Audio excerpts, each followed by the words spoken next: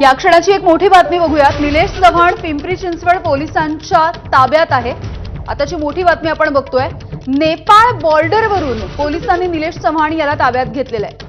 वैष्णवीच्या बाळाची हेळसांड केल्याप्रकरणी त्याच्यावरती बावधन पोलिसांमध्ये गुन्हा दाखल झालाय। तो 21 मे पासून फरार होता।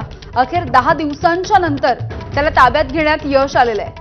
आताची ही मोठी बातमी आपण बघतोय। 10 दिवसांच्या नंतर निलेश चव्हाण अखेर सापडलेला आहे। पिंपरी चिंचवड पोलिसांच्या जाळ्यात आलेला आहे आणि पिंपरी चिंचवड पोलिसांनी त्याला ताब्यात घेतलेला आहे। वैष्णवी हगवणेच्या आत्महत्या प्रकरणाच्या विषयीची ही मोठी माहिती आपण पाहतोय।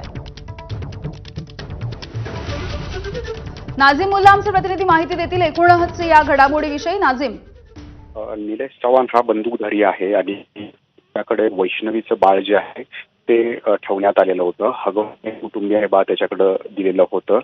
वैष्णवीची आत्महत्या 16 मेला झाली होती आणि त्याच्यानंतर हे बाळ कुठं आहे असा प्रश्न उपस्थित झालेला होता आणि त्यावेळेला ही बाब समोर आलेली होती की हा जो बंदूकधारी चव्हाण आहे ही पार्श्वभूमी आहे कडे बाळ होतं आणि 20 मेला वैष्णवीचे काका त्याचे मामा हे बाळ घ्यायला होते। या बाळाची माहिती जी वैष्णवीचे सासरे आहेत त्यांचे मोठे बंधू जयप्रकाश हगवणे यांनीच याबाबतची माहिती दिलेली होती आणि ते बाळ स्वतः त्या ठिकाणी घ्यायला गेलेले होते। मात्र त्यावेळेला निलेश चव्हाणनं बंदुकीचा धाक दाखवून या सर्वांना तिथून हुसकावून लावलेलं होतं आणि मग वैष्णवीच्या कुटुंबियांकडून पुन्हा एकदा या बाळाचा ताबा मिळवण्यासाठी एक लढा जो आहे तो या ठिकाणी सुरू झालेला होता। पोलिसांकडे त्यांनी दाद मागितलेली होती। वारजे पोलिसांकडे ते सुरुवातीला गेलेले होते। तिथून वारजे पोलिसांनी हद्दीचा वाद सांगितला आणि ते बावधन पोलिसांकडे गेले। मात्र दोन्ही पोलिसांनी दाद दिली नव्हती।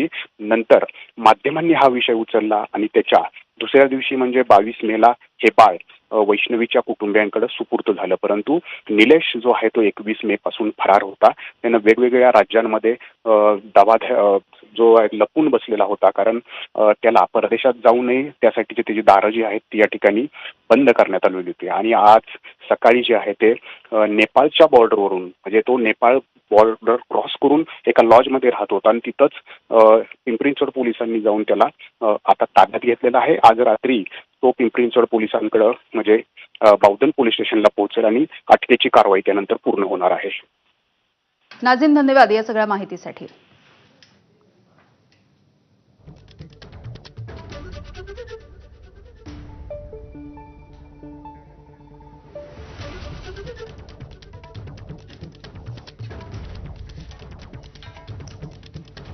निलेश चव्हाण पिंपरी चिंचवड पोलिसांच्या ताब्यात